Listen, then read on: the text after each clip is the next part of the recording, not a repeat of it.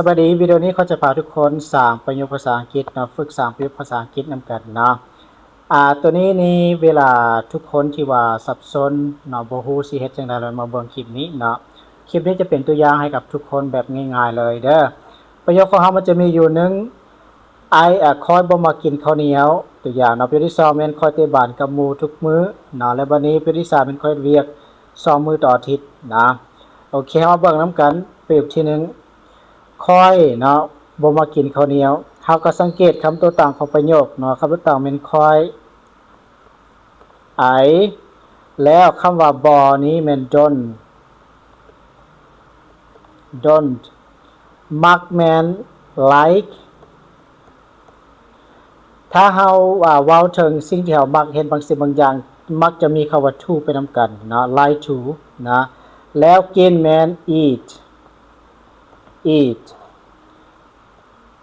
ข้าวเหนียวเนาะภาษาอังกฤษเขาห้องว่า sticky rice the sticky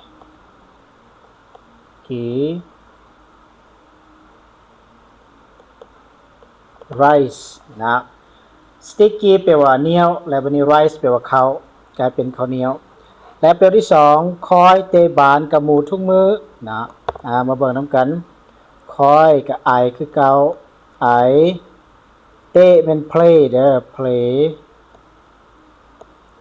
บ้านมักบ้านกับฟุตบอล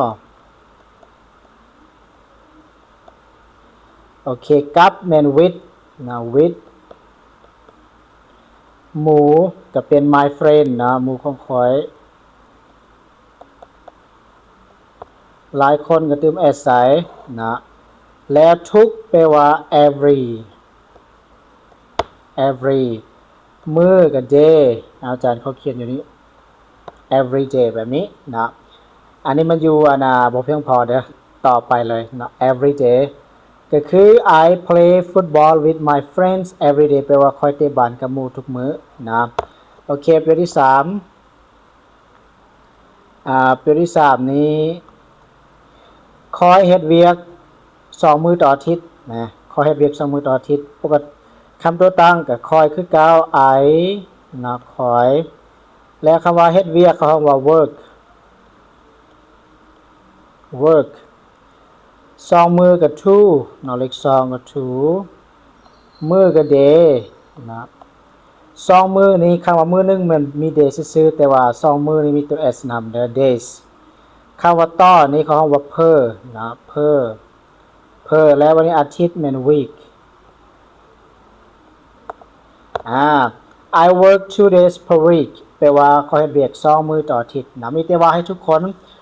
เบิ่งคลิปนี้แล้วก็พยายามทำความเข้าใจนำกันแล้วให้ทุกคนสามารถสร้างประโยคเป็นเลยเนาะถ้าผู้ใดยังบ่มีพื้นฐานอยากเรียนรู้ภาษาอังกฤษเริ่มต้นใหม่ๆนี้เนาะอาจารย์แนะนำเป็นคอร์สที่อาจารย์สอนปัจจุบันนี้เด้อมันจะมีคอร์สที่ว่าเรียนด้วยตัวเองเนาะเป็นคอร์สที่ตัวเองเรียนจากกลุ่มปิด Facebook เด้อราคา 300,000 คิดเรียนโมงใดก็ได้เนาะยามใดก็เป็นข้อเพียรที่ตั้งใจเรียนเนาะแล้วก็ตัวนี้สอนแต่ศูนย์จนเราสามารถอ่านได้บ่เป็นเด้ออยากเรียนแล้วแม่นที่มาสมัครด่วนได้โอเคเข้าใจ